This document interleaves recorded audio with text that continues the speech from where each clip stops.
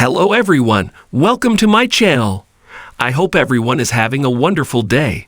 Before starting the video, please go ahead and hit the subscribe button and give this video a like up. On today's General Hospital, Carly and John are drinking champagne together. They toast to taking down the bad persons. Carly asks if he'll be checking out with his assignment wrapping up. He says he'll probably be gone within the week. He already stayed longer than he intended. He wants to thank her again for saving his life on the docks. As he's about to head out, he tells Carly he really enjoyed her company. Back at and good luck with whatever happens next. He says luck is finally on his side and walks out. Not for long, you bastard, Carly tells the empty hall after he leaves. She sits down at her desk afterwards, thinking back to Sonny telling her about Jason working with the feds and her trying to tell him he's not working against Sonny. Spinelli knocks on the door to an irate Carly who goes off on John holding her over Jason to keep him hostage for 2 years. Then he had the nerve to show up with champagne for her. She doesn't know why, but she wishes he tried something with her. It would have given her the excuse to stab him. Spinelli promises he tried getting the evidence off the FBI computers, but security was too tight. Carly has to fix it. Jason lost 2 years protecting her. She's about to rush out to tell John to arrest her, but Spinelli stops her. I can't let you do that. What happens to Carly if she can't get out after that? What happens to her kids? To Donna? If she goes away, Donna is without her. Carly's just frustrated. With Jason, with the situation, with feeling responsible. But she's moved to see how much Jason loves her. Spinelli says he'd do the same for Maxie. He loves Maxie the way that Jason loves her, and Carly has to let it go. It's already done. If she turns herself in, Jason's sacrifice will have been for nothing. Back at TG and Molly's, she comes home to find him waiting for her. She says she got stuck at the office and there was traffic, but he thinks she's avoiding coming home. She tells him she really was stuck at the office, but when he offers dinner, she doesn't want any.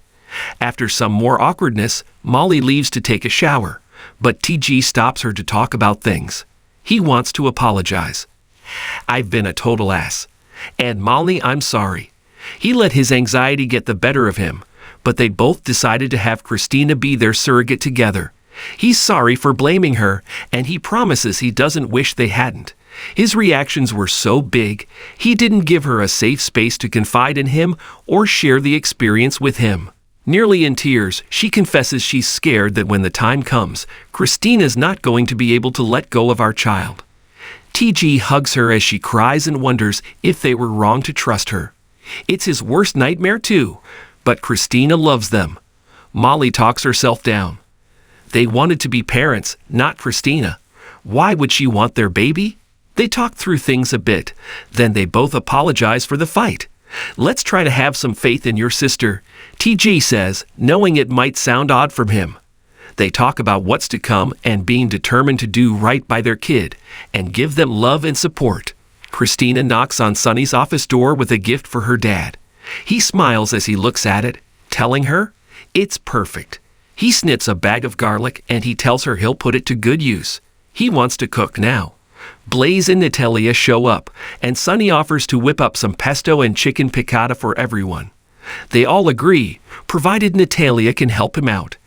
After the parents leave, Blaze asks if Christina is cool with it, and Christina says yes, so long as it's not just her and her dad. Later, they wrap up dinner, reminiscing over Blaze's childhood. They all tell Sonny that dinner was amazing, only for Ava to waltz in and stop everyone cold. She wanted to see if Sonny wanted dinner, but sees they already ate. The foursome joke around as Ava looks awkward. She then says she's a little peckish, so she'll grab a chair. No, Christina stands up, hitting the table. She won't share a table with the woman who stabbed her mom in the back. Sonny does nothing as Ava asks if he'll let Christina talk to her like that. Sonny finally has enough and demands to be filled in. Ava agrees to let Christina tell him what happened, whispering, I'll give you the unbiased version at home.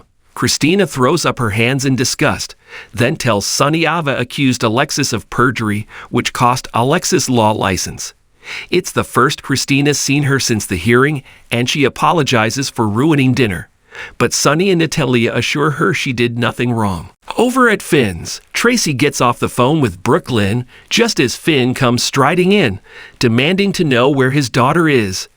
Do you have any idea what she saw when she walked in here?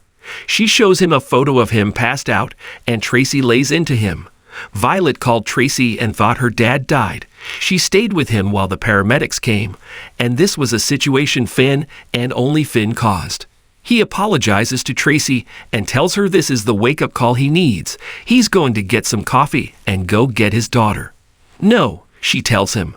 You cannot care for your daughter until you prove that you can care for yourself, Finn. He tells her he just passed out, and Tracy throws it back in his face. First it was a wake-up call, now it was nothing. He demands to know where Violet is, and she just tells him she's with people who love her. Then tells him she has a reservation for him at Sky Meadow Lodge. It's a 90-day minimum stay. You are way overstepping, my friend, he warns her. Tracy says even before this happened, she would have said he needed it. He says he'll go to meetings, and she says it's not enough anymore.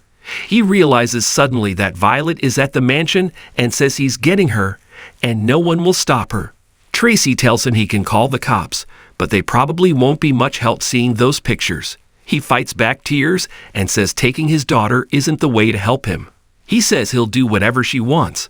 Testing, double meetings, but she says it's not a negotiation. He either commits himself fully to sobriety, or she uses all her resources to give Chase and Brooklyn custody. He asks why she's doing this to him, and she makes crystal clear. This is about Violet. Violet. And until you understand that, there's nothing left to say. Then walks out. Meanwhile, at the Quartermain mansion, Brooklyn arrives with Violet and Chase for a sleepover with Lois. Chase tells Yuri to lock the front and keep Finn off the premises. Brooklyn takes Violet off to the bathroom, and Lois and Chase talk about how much she's been through and finding her dad on the floor unconscious and bleeding. Lois reassures Chase that they'll get her through this. He makes a call to someone and says he needs help. Violet and Brooklyn get back as he finishes up. They talk about Violet, and she worries that her dad is sick and she needs to take care of him. And if she doesn't, he might not think she loves him anymore. Chase assures her that's not true and hugs his niece. They move into the living room, and Brooklyn and Chase tell Violet she's so brave and did the right thing calling for help. Lois runs in and offers to show Violet her room, complete with a beautiful view of the lake and comfy pajamas courtesy of Scout. She goes up, and Chase and BLK talk about how tough the whole situation is. They'll get through it together, she tells him. They've got it. Yuri brings Diane, and she wonders what's so important that she was met at the gate. They tell her about Finn and Violet finding him. Tell me what you need, Diane says immediately.